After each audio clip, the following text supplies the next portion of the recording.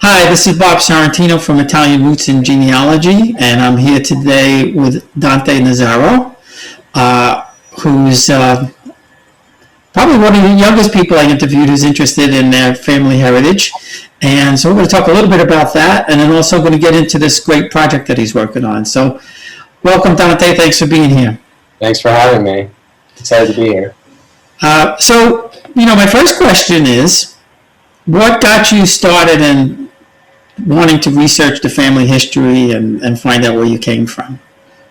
Yeah, it kind of goes back to, I guess, my grandfather and my father. So in my family, we have this weird history where my grandfather, when he was a kid, since he's first generation, his parents took him back to Italy once to sort of just see the family. And that was before World War II broke out. And while he was there, so he learned Italian, he saw the town and everything. And while he was there, they had to get out right before World War II. And so when my dad eventually was in his mid-20s, he kept getting interested in all these stories my grandfather was saying, and my great-grandmother as well. And so he decided to go back and sort of, see the cousins that he knew about at the time, but my great-grandmother, his grandmother, really knew and sort of set it up for him. And so eventually for me, that was the one thing he always talked about. So as I was growing up, is sort of a similar thing. I kept hearing all these stories about these cousins in Italy, and I'd wanted to go to Italy. And then on my grandma's side and my mom's side, I heard all these stories. So I just started asking my dad to show me what he had, and then he sort of helped me set up a trip, a trip to go see the cousins when I was in Italy studying, and then eventually getting into doing the film. I went back and sort of saw if I could discover anything new that we didn't know. So it just became a normal thing. I just got so interested in knowing who I learned a part of myself knowing my history. So. Yeah, and that's interesting, and that's the way I feel too. And I think most of us who do that, especially my mother's family is a very big family. There were 9 brothers and sisters, and only 1 or 2 are kind of interested. Sometimes I'll post something out there, and people say, "Oh, that's good to see," or "That's nice." But there's something I think inbred in some of us, whether somebody's calling us from the past or we just have that need to find out where we come from. Yeah, it's kind of funny. So I have four brothers, 2 sisters in my family. So my parents, I guess they went real traditional. But all my siblings, they have interests, but it's kind of funny how I feel in every family there's the one sibling that gets the bug. And then I remember my dad when I started asking all these questions, it was his whole demeanor changed. He was so happy. He was you have the bug. Hey, thank God. So. I wish I had asked questions earlier. My grandparents were older because my father was the youngest in his family. My mother was the second youngest. So, when I was growing up, they were the world. And, I think probably with your father, because he's of my generation, and he went back, he talked about Italy a lot more. My grandparents really didn't talk about Italy at all. Very little. A lot of it was centered because they had come to America or made that move. A lot of it was centered about being American, and they didn't talk about the past that much. So let me ask you a question: are you first generation or second generation? Or I'm second. So in my mom's family, her oldest brother and oldest sister were born in Italy. Okay. And my Uncle Giovanni, he did not come when my grandparents came. Okay. They left him behind. He was about 2 or 3 years old. They left him with his grandparents, and I've heard 2 things. I heard that they were going to send for him, and then I also heard that they were going to go back. They planned to go back. In any event, he wound up turning 18, had to go into the Italian army. World War II broke out, so he did not come to America with his family until he came to Canada in '49, and I think to America in like '54 or something. Okay. So he, they all grew up in Italy. All my cousins, all grew up in Italy. I have a. Oh, go ahead. Sorry. My dad's family, his three older siblings were born in Italy, Okay. and the youngest daughter and my father were born here. Okay. Yeah. So my grandfather's cousin, Louisa, she came to America after the war as well, and so I sort of have like that was always an interesting thing because I guess technically they're third cousins to me or something, but it's kind of weird because they're like as old as my grandfather. But they're real nice. They're actually in the film as well. But yeah, my dad, I remember him telling me that like he heard stories from my grandfather when he asked, but also my great grandparents, his grandparents. I think not my great grandfather. My dad always said my great grandfather Alfonso, like never wanted to be Italian after he came to America. But his wife, and my dad's grandma was like had this romantic idea of like her life back in Italy. So as he was a kid growing up, I think he got a lot of like the romantic ideals of like the small town in Italy and like finding new family and everything from her. And eventually I got it from him because he sort of adopted that like romantic idea. Yeah, that's interesting. So, where are they? Where are they from in Italy? So my dad's side is mainly in the Campania region in Naples, but it's really from the small town of San Potito Ultra, which is about 30 minutes from Avellino. So I always sort of like point to Avellino because I'm like, oh, like The Sopranos. And then my mom's side is sort of on I forget the name. It's like where the bottom, where Sicily sort of meets the rest of Italy, like in Sicily, that part. I just remember the name. It's kind of confusing because the information on her side of the family is really hazy. So like I get different places sometimes from them, but mainly like in Sicily and also some areas in southern Italy. And they came over around the same time my great-grandparents on my my dad's side came over to America, so I'm third generation. And so, were they the typical Southern Italian immigrants that basically your farmers or seamstresses or things like that? Yeah, well, actually, it's kind of funny. So my dad's side, and this kind of like plays a role in the movie a little bit, but my great-grandfather, he was sort of a laborer, and then but he married my great-grandmother, who was related to who was the first mayor of the town where I'm from in San Potito, with the last name Miranda. So he was a tailor. That the person who was the mayor was a tailor, and then eventually became the mayor. So he ended up marrying her, and then eventually coming to America. Or I think actually they met in America because she had come over since she was like her family was a little bit more well off. She had come over for some reason, and he was over at the same time. And then they met. They were like, "Oh, we're from the same town." They decided let's get married. They went back and they got married as they do and get married in Italy. And then for my mom's side, it was the same. Like I don't know the specific jobs, but I think farmers and some just laborers, and then I have, I guess, one tailor from my great-grandmother's side. On my mom's side, she's from Torito Bari, so everybody was a farmer. And my great-grandfather actually, he owned a cow or two, and he would actually go through the streets, and if you needed milk, he'd stop in front of the door and milk the cow, and that's how you got your milk. Those are the greatest stories to hear. I can imagine that. I like just being outside my front door and a cow walks by, and then and so my cousins, my first cousins grew up in that house.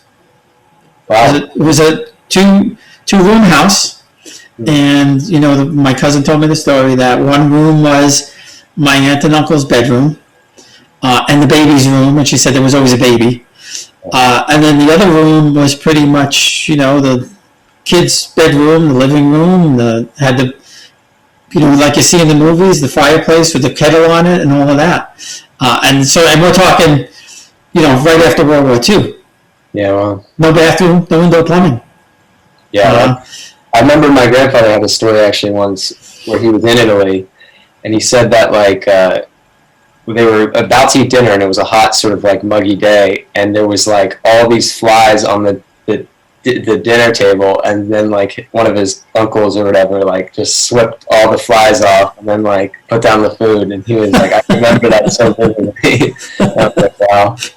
Yeah, no, you could picture that. But as I was going through those records, I was so excited. I think going back to like, I don't know, late 1800, late 1700 or something. I found somebody who he wasn't a farmer. He was like a forest ranger or something like that. And I was like, oh, finally, somebody did something different. Interesting. Wow. Now, I think and I've said it on a few different ones. My dad's family comes from a whole different place. My grandmother was from two noble families, and I could never figure out why she came, because she was from the background that she had, and I eventually came across a cousin who was researching her great-great-grandmother, I think it was, who was my great-grandfather's sister. And she had come over, which I knew, she had come over in 1905 with her husband. And my grandparents came in 1915. And what we kind of think, she said that her great-great-grandfather was like an entrepreneur of sorts, and that he had come to America and either started a shoe factory or a wallet factory or both, something with leather. So the only thing I could think of is that they sent for her, or they told them, come to America, we could use the help, we'll put, your husband could work in this shop or whatever. Yeah. And eventually my grandfather and his brother opened up a embroidery shop where they made bridal crowns and veils in New York City. Interesting. Wow. And the cool thing about it was my cousin Linda, she's a third or fourth cousin. Our families were so intertwined in the 20s, 30s, 40s, and 50s, but we didn't know. And when we started piecing this all together, and I started talking to my first cousin Paul, and how close the family was, and it was mainly because they were the only two Piramalos in America, my grandmother and her aunt. Wow. And still to this day, they're all over in Italy. That's crazy. So they were the no other. No, I see a few ship records with a couple of people visiting, and for me when I was putting this together, it was so interesting because I had no idea I had any cousins there. And when I got, I went through Facebook and just started Piramalo, because Piramalo is not a common Italian name.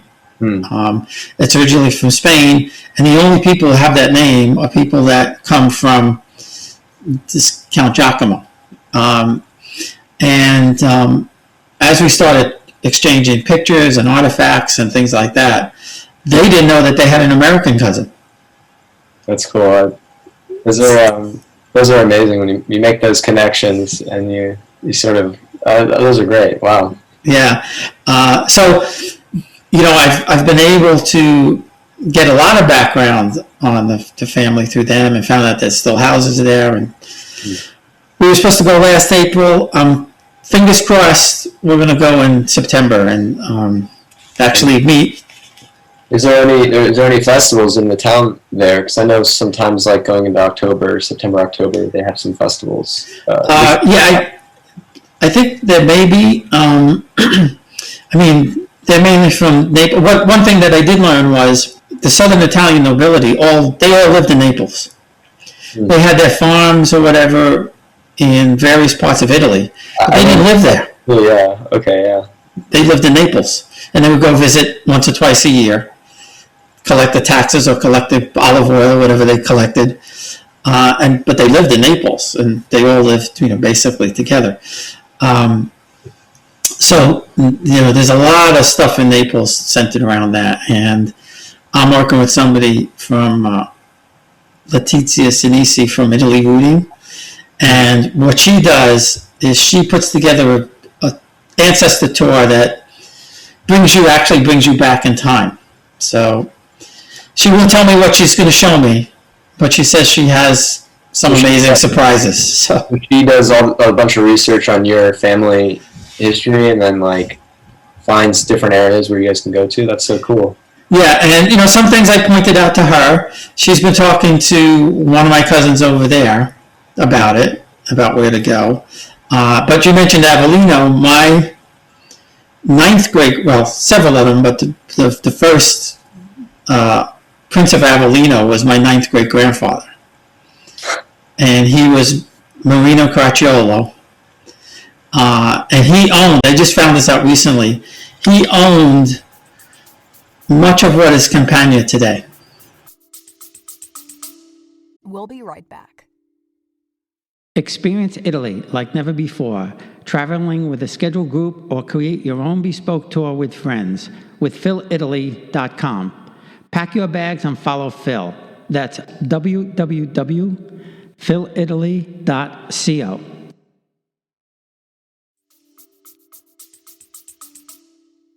Wow, so you're royalty. That's in a way. Nobility, not royalty. We're not related to the kings. At least not recent. Way back, yes, but not recent. Yeah, that's crazy. It's fun to like find those things out. I kind of found out.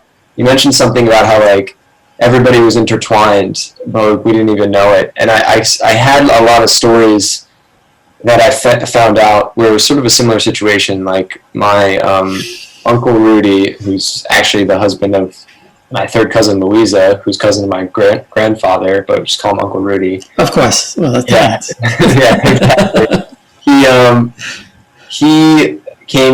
had a similar situation. Like he had no reason to come to America because his family was well off in the town they were in, but he decided to come, I think, just because he felt like he wasn't going anywhere, or he was too much of a bum in Italy because like his family was just wealthy, and so he came to America, and he got really sick, and it was kind of interesting because this was before he met Louisa, before he knew other people were in America, and then he was in this hospital in Jersey, and my great grandmother actually came to him and like fed him and took care of him as that was happening. And then it was just funny, like, she came because she knew that he was from San Potito, and so then he was eternally grateful for that, and then eventually met Louisa, who's related to my great-grandmother, and so it was, like, funny how, like, people were, I just, like, almost like in a film, I played in my head where I'm, like, people meeting people that will, like, be there for the rest of their life, but they don't even know it in those moments, and it's just kind of, like, it's really cool to find out, and it kind of gives me, like, it makes me analyze what I'm doing in my life a little bit and sort of see, like, try to see a comparison or, Yeah, and it's so interesting to me to find out what some of these people were like, and just, we were in Italy once, and I don't know, for me when I went there, it was like going home. You know what I mean? You probably had the same feeling. Yeah, it was funny actually because there was a moment where somebody was like, I had a camera crew with me, and they were like trying to get the camera crew, and they kept saying like, don't worry about him, like he's Italian, and I felt like I was slightly insulted, but then like, oh, they're not gonna let me try the new thing, but like the new food or whatever. But I was like, I felt really good that like they're accepting me almost like I'm home in this town, so that was nice. So that's a good segue. So let's talk about the film that you made, and I think I think I'm right. You also have another project going. Is that right? Yeah, mainly. As of right now, it's been mainly the documentary because it becomes all-consuming, I guess, when you start. But I'll talk about that first. So I started this documentary 3 years ago, and it started me not wanting to make a documentary, but it was me filming my family, like interviews of my grandmother and, just recordings of her talking and my grandfather, etc. And it eventually became this film where I realized that there was my family who came to America, and then there was a family that was left behind in Italy or decided never to come. And there was a story there, so I filmed my family for a year, just the inner workings of my family, everything that we do, different, Christmas, Easter, Thanksgiving, came on some other weekends as well, interviewed some cousins, and then eventually went to Italy. And I was concerned, like I wanted to re-meet my cousins and everything and get footage of them, but I was more concerned with like, is there anything left in that town that my father kept having, like telling me all these things, like I discovered this about the town, I learned this about the town, and I wondered like, is there anything left? And I went there and discovered some new people, new things that I didn't know, and that's sort of the documentary is sort of showing you the inner workings of an Italian American family today, at least mine, and then in Italy, this journey to Italy to discover this family that I never knew existed, which is what we discovered, a new family. So that was cool. Yeah, no, definitely. And, interesting is because we, especially, my generation who grew up basically surrounded by Italians. I mean, we from Corona, Queens, and everybody on the block had an Italian last name, and everything revolved around food and all of that. It's not quite the same as it was back then, but there's this thing about Italian Americans who we consider ourselves Italian, which of course we're not. We're Americans. So what did you discover about Italian Americans and Italians, whether it be different or similar?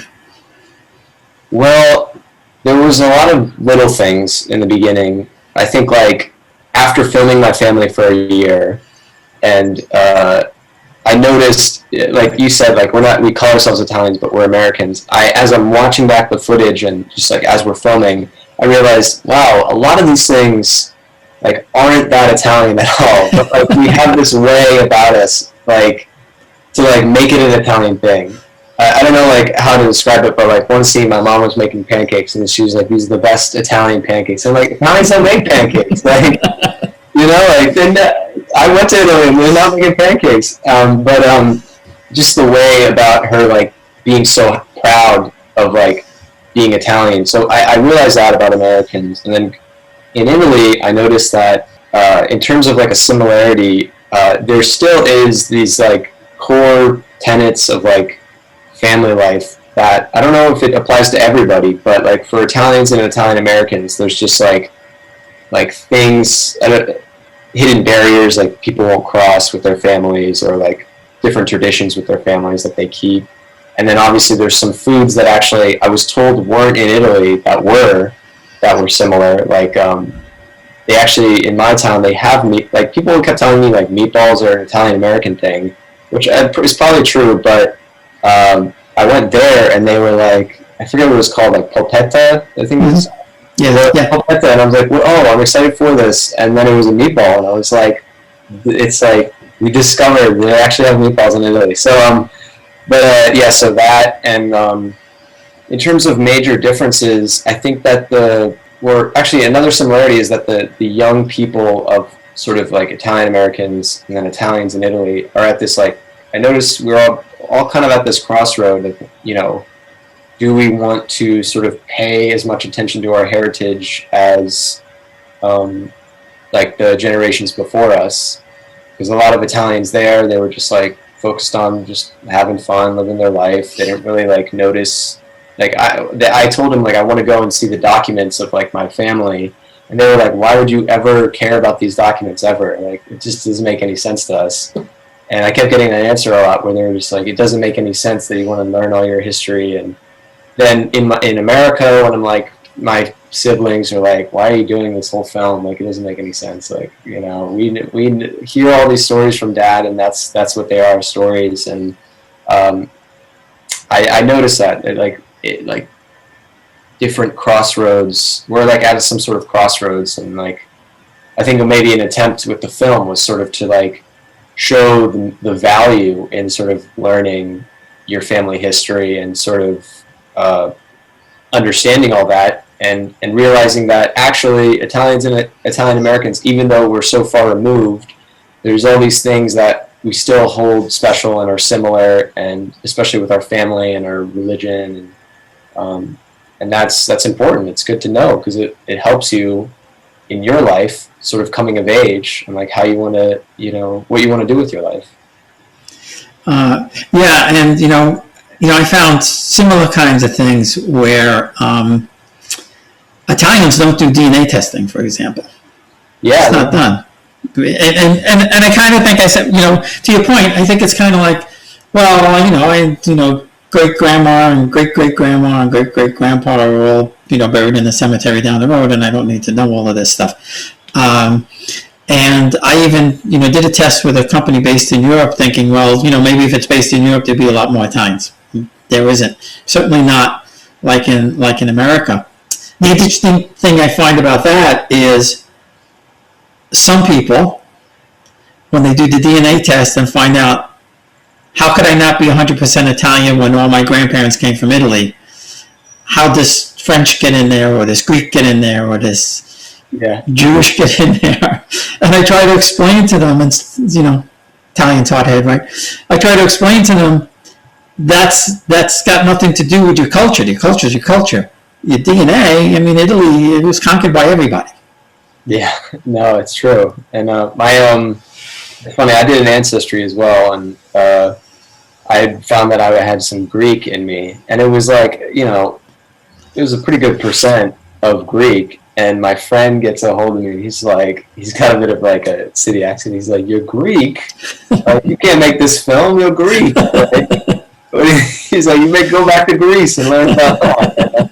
I was like, oh my God. He's like, you can't let this information get out. But I mean, like, you're right. Italians were conquered by everybody. And, also maybe my dad kept thinking like, oh, maybe it's like Roman Empire or something. But yeah, I think it's funny, like Americans, at least like with Italian Americans, like we're so obsessed with like going back to Italy and like understanding who we are. And I think a lot of Americans, since we're sort of a nation of immigrants, like are interested in that, at least like once you get to the second, third generation.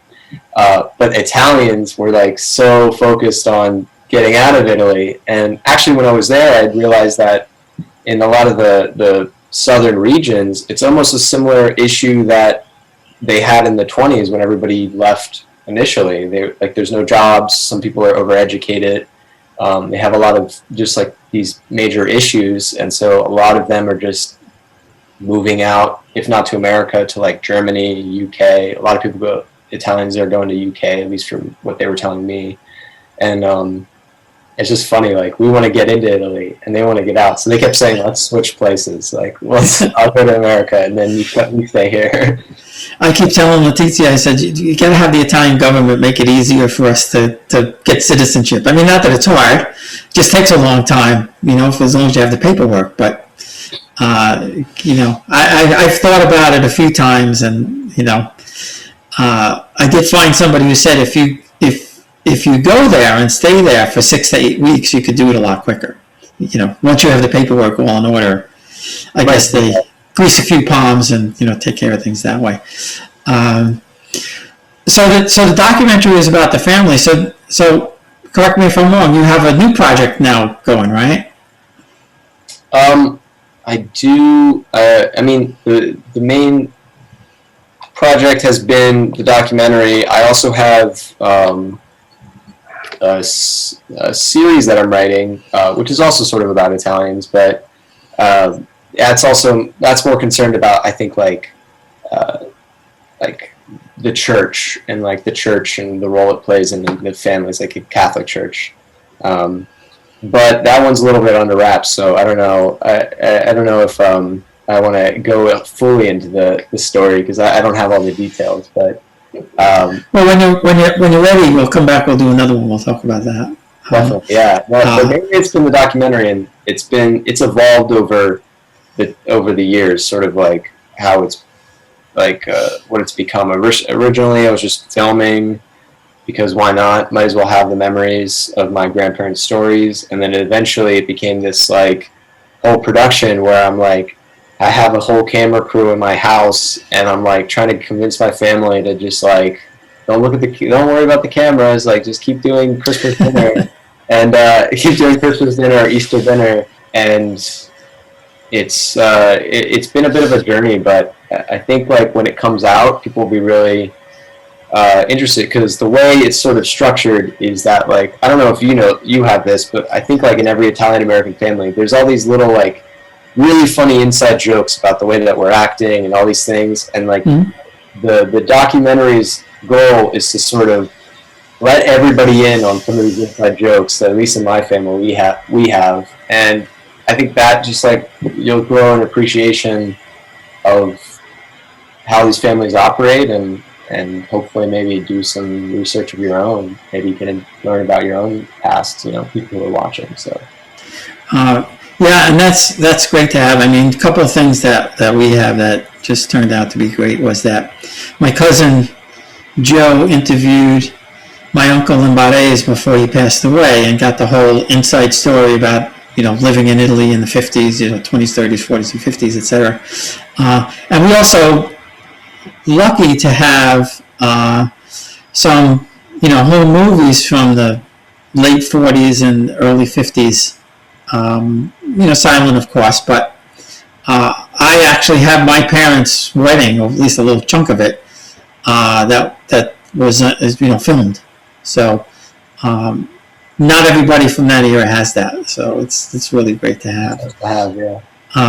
And you have the big, the picture with, the wedding picture, but everybody in the picture is friggin' family, and there's like 50 people. Everybody's related. That's the funny thing. My parents had a wedding like that. Like since my dad got real traditional with it, they had like a huge Italian wedding. I remember seeing the pictures, and it was like my mom's from Philly, so they also had like a block party and everything, and it was crazy the way they explained it. I was like, I don't think I'm gonna go for that one, but that's cool that you did that. Well, my parents got married in 1944, so just towards the end of the war.